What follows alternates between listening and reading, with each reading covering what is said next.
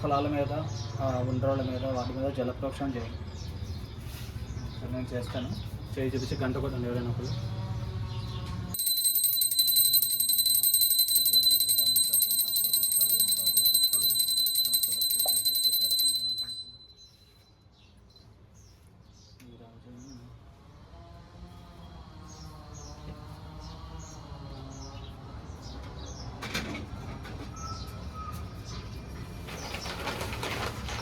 వినాశిదేవదైత్యకం నాకాశుభాసునాశకం నమామితం వినాయకం.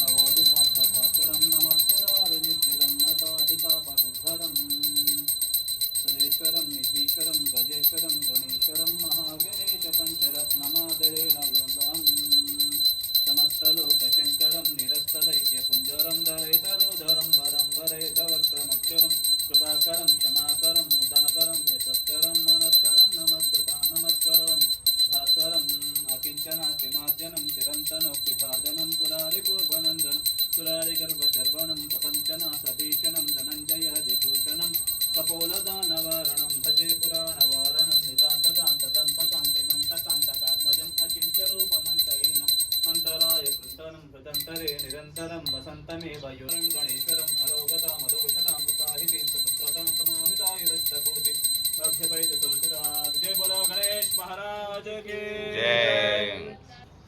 ఓం గణానాం త్వా గణపతిం భవామహే కవిం కవీనాముపమశ్రవస్తవం జ్యేష్ఠరాజం బ్రహ్మణాం బ్రహ్మణస్పదాన్ శృణ్వన్నోదిభిస్సీదసాదరం మహాగణాధిపతయే నమః.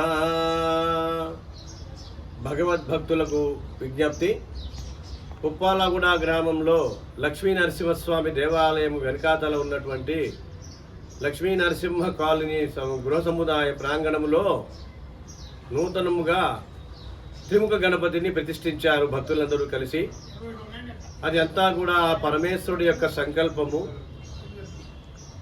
నిజానికి ఏకముఖ గణపతిని ప్రతిష్ఠిద్దాం అనుకున్నారు, కానీ విఘ్నేశ్వరుడి గారి చాలదన్నట్టుగా బ్రహ్మ గణపతి అనేబడేటువంటి త్రిముఖ గణపతిని ఇక్కడ ప్రతిష్ఠించారు.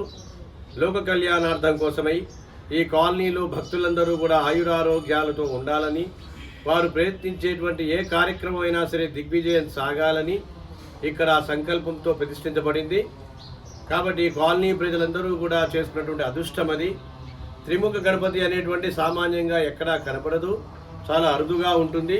ఆ అదృష్టం ఇక్కడ మన కాలనీ వాసులకు ఏర్పడింది. కాబట్టి భక్తులందరూ కూడా చక్కగా నిత్యము కూడా 8:30 నుంచి 9:30 లోపుగా ఇక్కడ ఆరాధన జరుగుతుంది.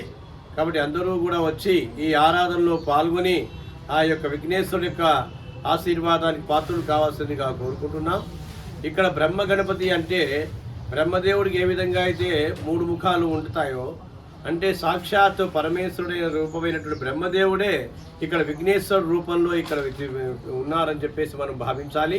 కాబట్టి వేద పండితులైనటువంటి యొక్క విఘ్నేశ్వరుడు త్రిముఖ గణపతిగా ఇక్కడ మనకి వేంచేసి ఉన్నారు.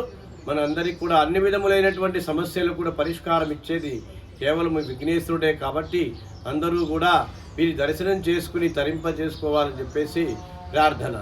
జయ బోలో గజానంద మహారాజ్ కీ జై.